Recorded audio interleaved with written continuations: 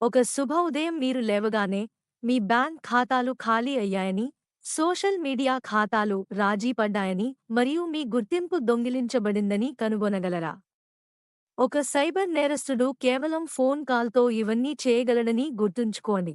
దీనినే SIM swapping మోసం అంటారు. సైబర్ క్రిమినల్స్ మీ ఫోన్ నంబర్ను స్వాధీనం చేసుకుంటారు. ఏవైనా కాల్లు లేదా టెక్స్ట్ మెసేజ్లు వారికి వెళ్తాయి. అంటే హ్యాకర్లు మీ ఓటీపీలను యాక్సెస్ చేయగలరు మరియు మీ ఆర్థిక ఖాతాలను సులభంగా యాక్సెస్ చేయగలరు.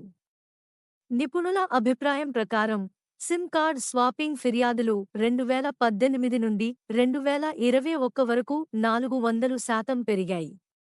డేటా లీక్లు, డార్క్ వెబ్లో కొనుగోళ్లు లేదా ఫిషింగ్ స్కామ్ల ద్వారా సైబర్ నేరస్తులు తమ బాధితుల గురించి ఫోన్ నంబర్లు, చిరునామాలు మరియు పుట్టినరోజులు వంటి వ్యక్తిగత సమాచారాన్ని సేకరించి మొబైల్ క్యారియర్లను సంప్రదిస్తారు.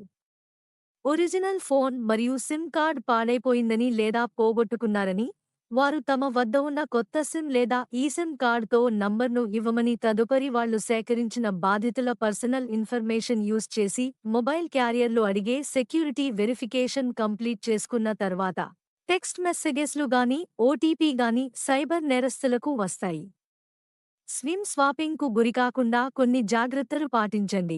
సైబర్ క్రిమినల్స్ మీ వ్యక్తిగత సమాచారాన్ని దొంగిలించడానికి ఎస్ఎంఎస్ ద్వారా లేదా ఈమెయిల్ ద్వారా లేదా వాట్సాప్ ద్వారా మీకు కొన్ని ఫిషింగ్ లింక్స్ పంపించి సమాచారాన్ని సేకరిస్తారు కనుక ఎటువంటి అనుమానాస్పద లింక్స్ క్లిక్ చేయకూడదు.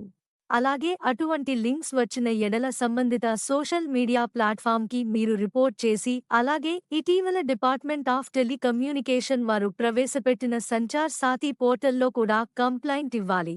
ఒకటే user name password multiple websites లేదా సోషల్ మీడియా అకౌంట్స్కు వాడితే దాన్ని త్వరగా చేంజ్ చేసుకోవాలి ఎందుకంటే సైబర్ క్రిమినల్ ఒక అకౌంట్ హ్యాక్ చేస్తే మల్టిపుల్ అకౌంట్ని ఈజీగా హ్యాక్ చేసే అవకాశం ఉంటుంది గనుక స్ట్రాంగ్ పాస్వర్డ్ యూజ్ చేయాలి.